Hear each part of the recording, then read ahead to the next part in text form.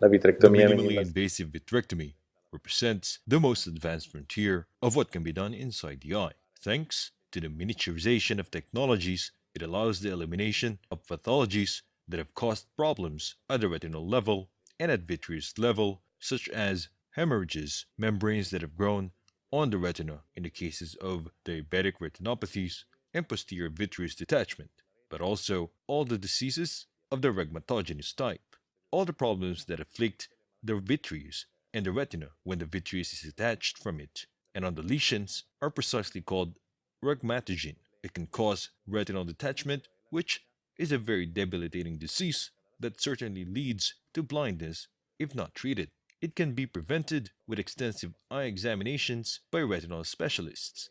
It can be avoided by prophylactic laser treatment of the lesions, and above all, it must be treated with surgery such as cerclage and or vitrectomy in case the retina has already detached.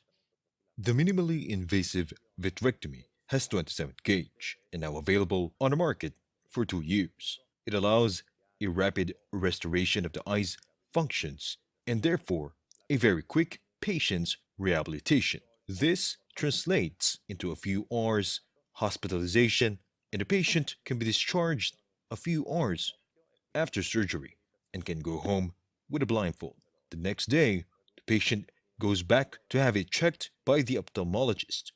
The eye is blindfolded until the patient is in a condition to resume normal activities. For intense activities such as gym or sport, usually the patient is laid off for at least 2 or 3 weeks. The minimally invasive 25 or 27 gauge vitrectomy allows the elimination of the vitreous, the gel that fills the eye, which is the basis of numerous pathologies of the vitreoretinal interface. When we are born, the vitreous is in a continuity with the retina, and therefore there is no separation between these two structures. When the vitreous begins to degenerate due to advanced age, myopia, trauma, or any other ocular diseases that can create inflammation inside the cavity itself, either the detachment of the vitreous or its degeneration leads to alterations of the space that is created between the vitreous and the retina. After birth, when we are children, this space is virtual. However, when we are adults, when the vitreous is detached, it is the pabulum for the growth of membranes, possibly pathologies of the vitreoretinal interface. These membranes begin to pull on the surface of the retina and distort it.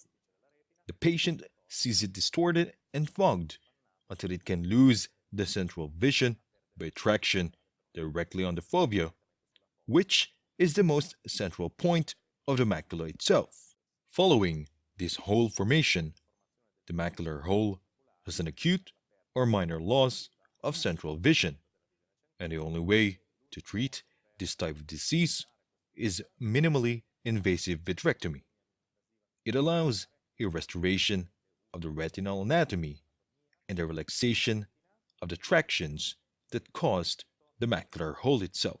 At the end of the intervention, the patient is introduced to a gas bubble that replaces the vitreous. This gas bubble has two functions. One is to plug the hole that is putting the patient in a vulnerable position for a few days, after which the gas has the great advantage of being reabsorbed. And two, the body exchanges a secondary aqueous humor with a gas bubble. Therefore, the gas no longer needs further surgery to be removed, and this is very convenient because in a single operation, the tractions on the macula are all eliminated and the content of the eye is replaced with a gas that is slowly reabsorbed. In a unique treatment, all this allows to solve the problem.